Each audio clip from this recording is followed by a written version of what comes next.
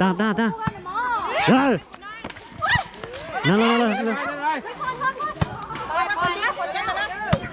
น้องคือสุดสวยกับบ้ามาไม่ชอบมาแล้วยิงวางเลย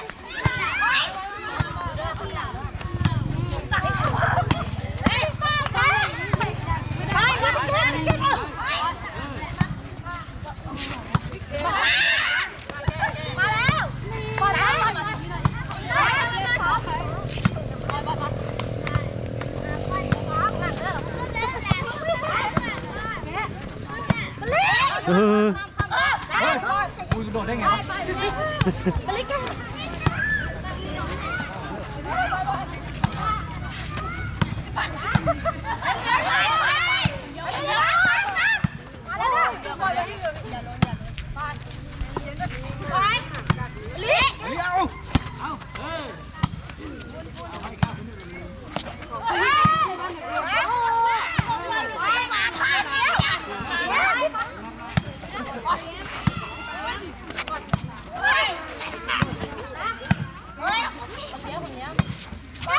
โอ้นี่เป็นน้อยใหญ่กันเลยเฮ้ยกรรมการกลับไปนอนกันเนอะตามเฮ้ย